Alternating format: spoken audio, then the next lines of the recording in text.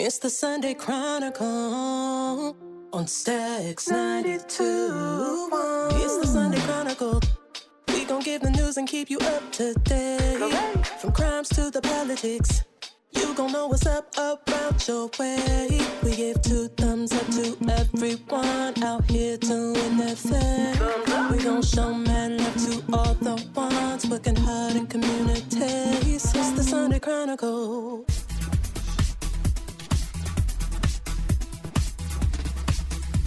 Good morning and welcome to the Sunday Chronicle. I'm your host, Giannis Jackson, coming to you from Stacks 92.1 FM. This is the platform for the community because community knows what community needs. I'd like to thank you for tuning in another Sunday, and I'm really excited. I'm happy to be here, and I'm happy to have my guest today. His name is Mr. Michael E. Williams II, and he is the president and CEO of Platinum Keys Recording Studios. I mean, he does it all. He's producing video, audio, and he has all kind of instruments out. I went to the studio, and I'm very, very impressed. Thank you. Thank you so much for being here today. I'm gonna hand it over to you so you can talk a little bit about your background and some of the things you've been doing in the greater Lansing area and beyond. Okay, again, this is Mike Williams II. I run Platinum Keys Recordings. I've been doing that since November 1991. It'll be 31 years coming up. Congrats. That's good. Thank you. I appreciate it. It's been a long road to haul, but it's been a great opportunity just to be able to enlighten some people on some different things that I know and then what I've experienced. Yes. Let me see. With me, I play keyboards for 2 different churches, mainly with my father of a Greater Harvest New Testament Church. Okay, yes. Is Bishop Michael Williams Sr.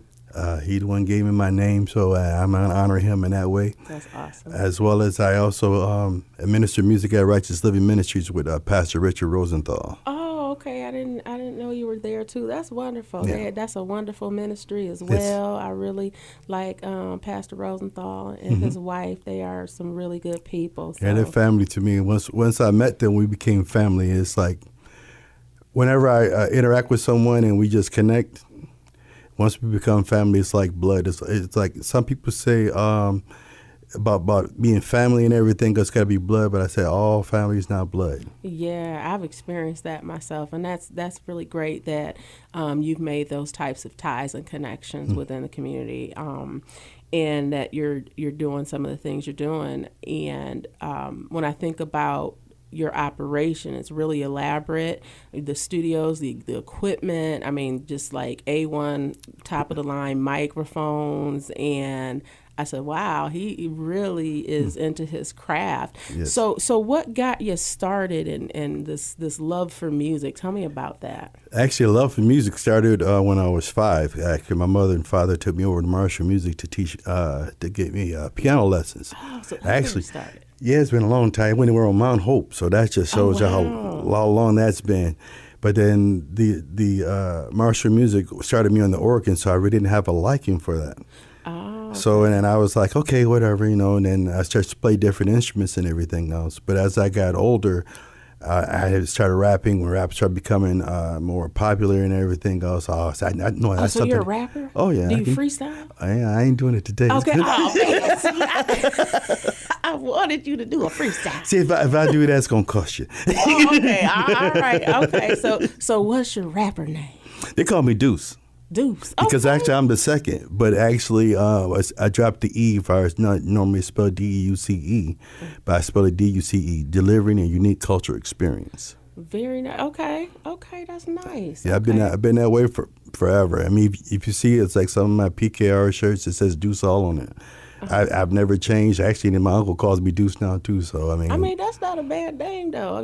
Because I don't want to talk about some rapper names, but if I was a seasoned individual, I don't know if I'd keep the same name as some of these rappers. Right. But I'm not gonna get into that. I'm not judging nobody. Right.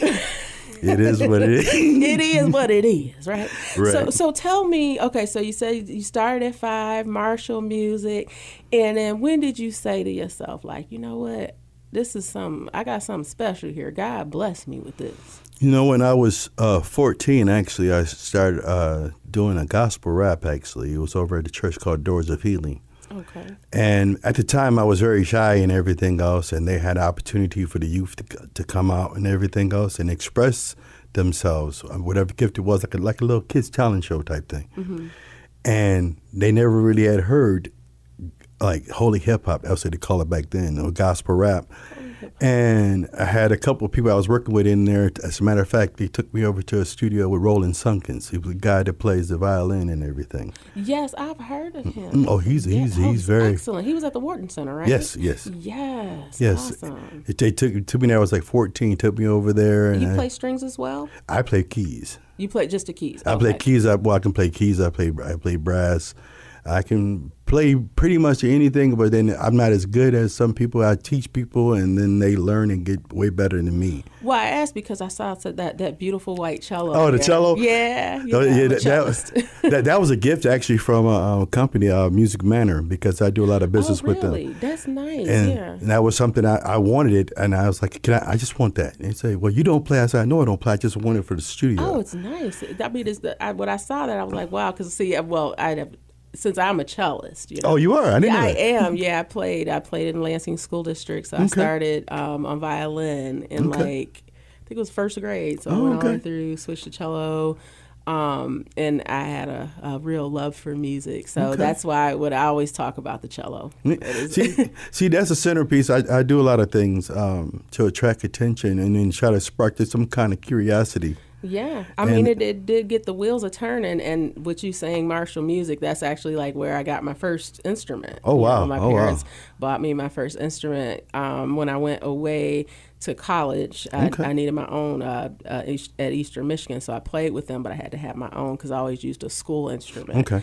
And so I actually had an opportunity to get an instrument, and I got it from Marshall Music. So, Okay. So yeah, a little nostalgia there. Hey.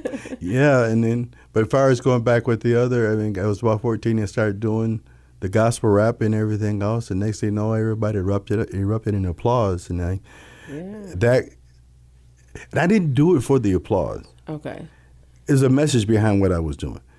And then as we started increasing as far as more popularity, and then they started introducing me to PID, Preachers in Disguise, and everything else. Oh, I remember that name. Mm-hmm. Yeah, they were doing like the only people doing like gospel rap at the time. Yeah. And then I ended up on the Bobby Jones show when it came here at the Lansing Center. Oh, really? Yes. Okay. That was the very last one. The credits was rolling, but I was on there though. Oh, cool. Okay. So my love for it started then, and then as you get older, you kind of change a little bit and everything else. I end up doing secular music and everything else, which I don't regret, because it actually increased my ability and my different style, the way I approach different things. Yeah. I mean, I think that's a part of honing your craft, right. You know, and it's not as though you agree with all the messages, right? Right. You're doing music. Right. A lot of, and actually, I'm gonna tell you this: when I first started doing that, everybody thought I was preaching anyway. Oh, really? Okay. Because when I say preaching, because I had a style that was different and everything else, but he's just saying like, because everything I always expressed was always about a message. I always wanted to bring the youth back to like some kind of sanity, because even back then there was a lot of insane things going on with our youth. Even today, I know they're going through a lot of different things. So I'm just going to be more of a bright light in the darkness right now. And that's good. And what I see you doing, I wanted to ask you, I mean, you are a very accomplished musician and, owner of this studio. It's not every day that I walk into an operation like yours. Like I see that you know what you're doing. You know what type of equipment to get. I mean, it was very, I would say it's stellar just from looking. And you put a lot of time and thought and intention in that space. At least that's what I picked up when I walked in there. Oh, most definitely. Definitely. And tell me about some of the things you do with what you have, your gift, and how you pour back into the community. Well, there's a variety of different things that I do. Like, first and foremost, I'm an audio engineer in production. I produce tracks for several different artists. as well as that have circulated across the country. And this is not just like Pro Tools. No. You're composing Yeah, music. I'm I'm not knocking anybody for Right. Pro Tools. No, I'm composing music from the ground up. It's from the conception of the idea to the finished product. Yes, and I like to give credit where credit's due. So you're reading notes, Right. you're arranging things for Right. people, Correct. and are you also writing lyrics? Yes, I am. Wow. And so are you doing things to expose some of our youth in the community to these types of things, like maybe classes or Well, actually, we do have artist development classes that we hold every Sunday. I also teach on a private one-on-one basis. Oh, you do? You Yeah. do private lessons? Yes. And so if someone wants to get a hold of Mr. Williams, Mm-hmm. how would they do so? You can go to the website, platinumkeysrecordings.com, Okay. or you can call us at 517-657-4800, and to basically let us know exactly what you want to do, what your goals are, and how you intend to accomplish them, and we're there to help to get you there. Okay, and I wanted to talk a little bit about some of the events and how you use your space to give back to the community. But first, I wanted to take a small break in station ID. Okay. My name is Giannis Jackson. I am your host for the Sunday Chronicle, heard on Stax 92.1 FM every Sunday morning. This is the platform for the community because community knows what community needs. We'll be back after this break. At Lansing Community College, I'm learning for my future. LCC offers 1- and 2-year pathways to careers in healthcare, IT, manufacturing, and other professional trades. More than 500,000 professional trades jobs will need to be filled in Michigan by 2026. So I know I'm learning for a great career. I belong at LCC. You belong here too. Visit lcc.edu/youbelong and enroll today. I'm the type to dance to her very own beat. Ask me where I am, probably somewhere singing. Around my way, they call me Jingle Queen. Because I sing about everything. Like just do it Nike. Have it your way, Burger King. Snap, crackle, pop, go Rice Krispies. Maybe it's me. You should call me the Jingle Queen. When you're in need of dope melodies, you should call the Jingle Queen. When you're in need, you should call me the Jingle Queen. Oh, you should call the Jingle Queen. www.laurepin.com. That's LAUREPEN.com. Do you own a timeshare? Well, face the facts. You made a mistake. You made a bad purchase. A timeshare is not an investment. It's a money pit that continues forever. If you use your timeshare, that's great. But if you don't and you want to legally get out of your contract, call my friends right now at the Timeshare Exit Hotline. They're an experienced team of lawyers who help good people like you get out of a timeshare contract that they just don't want. Don't throw away your money on maintenance fees. Use it for things you really want. We can help you end your timeshare contract and stop the money drain immediately. If you're ready to move on with your timeshare, call our team right now. Cancel your timeshare now with a free call. 800-953-0866. 800-953-0866. 800-953-0866. That's 800-953-0866.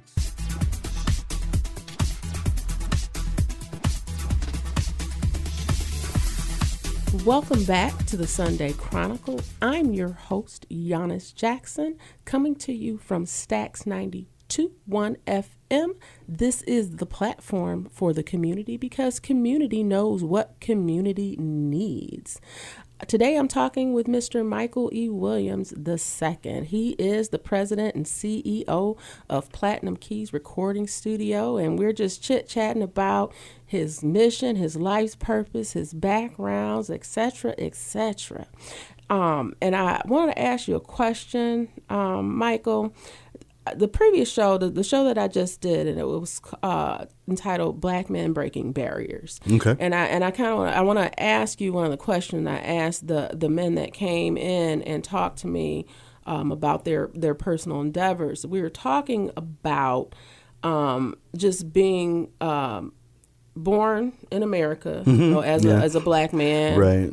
and how we have to approach things differently, right? How black men have to approach things differently to reach their goals, to pursue their endeavors. Right. They have to move a little differently than their white counterparts, right? Right. And in that being said, with your career, with your studio and such, what types of things in your experience did you have to do differently than your white counterparts, just from your experience? Well, from my experience, what I had to do differently, it's like I didn't have necessarily the funding to go to school for certain things at first. And a lot of times, there's more access to resources as far as for our counterparts and everything. And I don't know if you know the term where they say "get it out the mud." I literally had to get it out the mud. I wanted it bad enough to where it's like whatever I had to do within legal standards, I would do because I wanted to see this happen. And I can say, and I tell everyone, even at the events that I do, I didn't do this for myself because I had a stronger desire to do this for other people. Okay. It's never nothing I ever do is for myself. And my wife can tell you that. My kids can tell you that. I've always asked them, "What do you want to do when you grow up?" And every time they said something, I did something towards that to make them self-sufficient. Okay. I mean, I went towards them being. I always want to help make someone else's dream come true. And that's a wonderful thing. So you're using your platform to prop others up. Yes. Because sometimes we're not born with a platform, right? Right. We're not always the social media influencers we want to be and such. And so for someone as yourself to come along and you're established, you have resources, and to be able to connect with people, show them what you did, how you did it, and pour back into them. I mean, that's a big thing, and I think that it speaks volumes of your character, and it does. It helps to inspire young people. And that's the whole thing about Platinum Keys. About me personally, myself, I want to be an inspiration to the youth coming up behind me. I want to be an inspiration to the people that are old and think they can't do something. Yeah. I mean, a lot of times they think, "Oh, I'm too old to do this." No, you're never too old to start. That is not the case, and that's good that we can break outside of social norms. Right. You doing that will, encourage another to do that same thing and say, "Hey, you don't always have to go ABC. Right. You might go CBA, right, or you might go ACB. You have to, I think, think outside of the box, right? Being an African American person in America, I just say Black in America. Or a person of color in America. I think I'm glad you said outside of the box, because you know what? I've always thought to inside myself, when it comes to what I do, there is no box. All right. So the thing about it is, that means I can't be limited by my own thought process. My thought process, my motivation has to be higher than anything that I'm thinking about. I mean, what I'm saying is that if I think that I can do it, if I start making steps toward that, I intend to finish it. Yeah. I intend to make sure it comes to completion before I move on to the next step. So I mean, when people box me in, I say, okay, but go ahead and box me if you want to, right? Because then I'm gonna show you something different. And then they were like, "How'd you do that?" The thought process, right? It's and you said that when you said thought process, that sticks out to me. I made a post the other day on social media, said I changed my way of thinking. I changed my perspective, which has changed my entire life. Right. Just the way that I thought. Right. The way that I thought about myself. Right. The way I thought about others and the world. And I just saw my entire life transform. Right. That mindset. Right. Where I used to spend a lot of energy looking at negative things. And Right. I mean, sometimes we can't help that because they exist, right? They right. don't go away. But Right. now I aim to make the focal point good, positive things. Right. You know, if I see something I don't like about myself, well, what can I do to change it? If I see Right. something about a situation, what can I do besides complain Right. to change that situation? And that is what helped me to shift Right. my perspective, to Right. shift the energy, so to speak, Right. and to just walk differently down that path, right? So there wasn't so much resistance, Right. for myself, and that's just from my experience. So, Michael, I wanted to ask you a little bit about your space and some of the events, because I did see some very interesting events. Some of them I was not able to attend, but I follow you and I follow what you're doing. So I wanted to just talk about the space that you rent, that you lend to the community, and some of the events. that you've Okay. had. Well, the most recent event, as far as major event that we had Khary Kane, who actually produced for Bruno Mars and G Unit. Yeah. He's actually from here, so we support your local artists. You never know what comes out of Lansing. So we have to be an influence to all people. And he does live in Atlanta now, He- right? yes, And- he's in Atlanta. And what I like to bring up about Khary is that he is the leader of the Michaela Foundation, because his daughter has autism, and Right. he has this the campaign he's working on to have a mobile unit that has resources for people, or Black people of color, that have kids with autism. Right. And I think that's just such a noble thing to do, a great a great way to spend your time and energy Right. to pour back into the community. Right. So I love what he did with the music and Bruno Mars, and I think that's wonderful.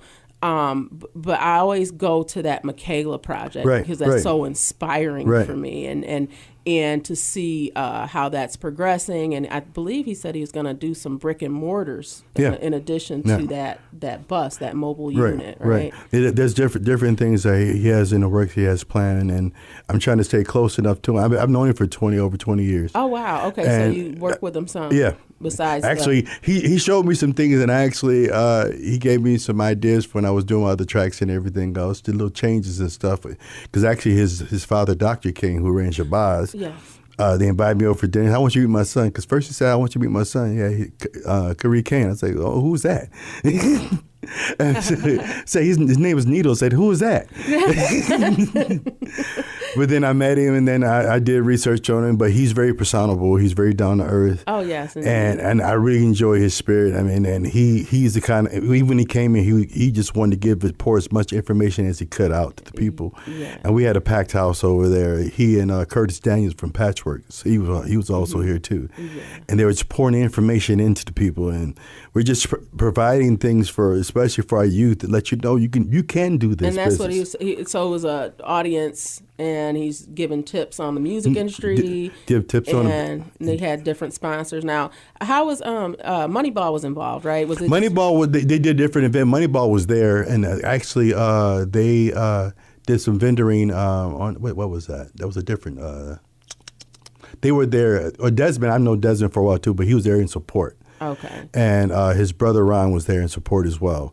Because they believe his brother Ron, he does music management, so he had one of his artists there. Oh, okay. That's And basically, we put a platform out there. So if Khary liked what you were doing, it's going to give you an opportunity. So wow. So the opportunity was there. So and that's the thing. When you're growing up, as far as in the 70s, we didn't have a lot of opportunity to do anything. It's a lot different now. You got SoundCloud and YouTube and all these avenues Right. to promote your business, your music these days, right? Right. And the thing about it is, I think it was a lot easier back then because you don't have the limitations as far as COVID is concerned and everything else. Yeah. And then people looking for other opportunity, and then other major labels are shutting down now. So you got to find a way to do it yourself. If you don't have the resources or the funding to do the marketing and promotions, your music will just basically sit on the shelf of SoundCloud. Yeah. or the shelf of Spotify until somebody actually goes searching for your music. Right. And the thing about it is, with us, we want to expose people to the people who are major players in the industry to give them an opportunity. And to where it's like, okay, we know it's different now. It was harder to get a deal back then, but it was easier to make money back then. Okay. Now it's easier to get out here and get a deal, but there's no funding behind everything else. So, but then, because you don't have, it's like a sea of people. Everyone's trying to do the same thing. But I was telling other people around here, like I said, I don't do it for myself. If we all came together, it'd be amazing how much all of us, if we just came together and worked as one, or worked not necessarily be on the same same company, but worked as a team to promote this area. We could do something just very collaboration. Special. Right. We don't have to agree on everything, but we can pool our resources. Right. Exactly. To advance, our agendas, so to speak. I don't want to say agenda like that, but I get it. just to move forward, to make progress. Right. I would say Exactly. that's a better way. And see, that's the thing that I'm finding, that we have created so many silos within the community that it can be difficult. Right. And so my goal, as far as working in media and such, and I want to connect people with information, with resources. For sure. And I want people to know what we do, because there's some hidden gems here in this town, and there's ways that we can work together to improve the city, the community, the county. I mean, it's called working together and building our city up. Economic development, right? That's true really economic development. True economic development. It does not always come from building big new buildings, which it's great, but we have things here that we need, that are already built, that we need to cultivate. We have people in the city that we need to pour into to help build. It starts here. And sometimes we can't always reach outside to fill a void that we have here. Right. And that's just what that's my perspective. No, I agree. I totally agree. Some people could say, hey, well, but that's just what I see from being on the ground, from working with different people. And my goal, my vision is to continue to help move things forward, move the needle, so to speak. Oh, for sure. And help to sew together the fabric of communities. So that's my purpose with the show, and bringing different people in the community. Oh no, you don't have to be a millionaire rock star to be on the Sunday Chronicle. I feel as though you have to have a sense of purpose and want to move forward in regards to community. And with that being said, our time is growing near. And I'm going to have you back. But before we leave, what is one thing that you would like to leave with the listeners, with your followers, with the community in general, to kind of ponder on, to think on? Well, being a black man, a lot of times we feel that we are limited because we only think that what we're given is what we have. But I feel if you look deep down inside of you, you'll find your true purpose. You'll find freedom within that. Yes. And the thing about it is, we need to free ourselves, our own bondage inside of our mind. People say I couldn't do this. They call it a pipe dream. But no, those same people pay me to do the very work that I'm talking about now. I won't speak any names, but the thing about it is, it's not about whether or not somebody else believes in you. It's whether or not you believe in yourself. Hey, there it is, that part. So they say that part. Yes. And it is important what we think, right? And I just said that to a friend of mine the other day. I have someone I know that is taking on several business endeavors. And the feedback they get is, oh, you can't do this. It doesn't make sense. But they already have the vision. Right. So it's important what that person thinks. Right. It's a reason they have that seed inside of them. Right. It's it's growing. For sure. So with that, I say, break the barriers. Right. For sure. Move forward. I mean, it's like you said vision. You can't see what I see through my eyes. I can give you my eyes. You still wouldn't see the same perspective. It's what I see, because that vision is meant for me. Yes. It's meant for me to establish it. However it was given to me, I have to work that out. Right. You can't work it out for you. You can be there to assist. You can be there to collaborate. But the initial structure of that, it has to carry on. The vision has to be carried on specifically, and then we grow from there. It has to be rooted in something. Yes. And I appreciate you being here today. I thank you for having me on. Thank you for talking with me, talking, to the listeners, to the audience. And, I just appreciate what you're doing. I appreciate your work and your craft, and exposing the people in the community to that. I appreciate being here. And so that's it for today. I want to thank my listeners for being here once again. My name is Giannis Jackson. I am the host of the Sunday Chronicle, heard every Sunday morning here on Stacks 92.1 FM. This is the platform for the community because community knows what community needs. Make it a great day. At Lansing Community College, I'm learning for my future. LCC offers 1- and 2-year pathways to careers in healthcare, IT, manufacturing, and other professional trades. More than 500,000 professional trades jobs will need to be filled in Michigan by 2026. So I know I'm learning for a great career. I belong at LCC. You belong here too. Visit lcc.edu/youbelong and enroll today. Have you ever met a single person in your life that enjoys paying taxes? No, no one does. If you can't sleep at night because you have a huge problem with the IRS, I've got some free advice for you. This service is strictly limited to individuals that owe the IRS $10,000 or more in back taxes. And if you qualify, we can guarantee that you won't be writing a big fat check to the IRS, or our services cost you nothing.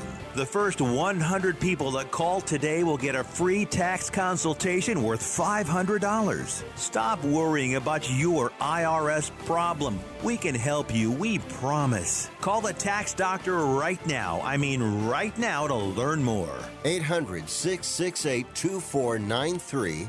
800-668-2493. 800-668-2493. That's 800-668-2493. Let me tell you a story about Bill. Bill was a normal guy in his 50s. He had back surgery about 2 years ago. Bill was in a lot of pain. He dealt with his pain by taking the Percocets his doctor prescribed for him. Bill took more and more and more of them to help with the pain, until one day the prescriptions weren't enough to get rid of Bill's pain. Then one day, Bill found someone to help him get rid of the pain with illegal drugs he didn't need a prescription for. Fast forward to today. Bill lost his job and his family. The only thing he does have is his drug dealer. If you know Bill's story and you don't want to end up like Bill, call the Detox and Treatment Helpline right now to get away and get treatment. 800-210-7907. 800-210-7907. 800-210-7907. That's 800-210-7907.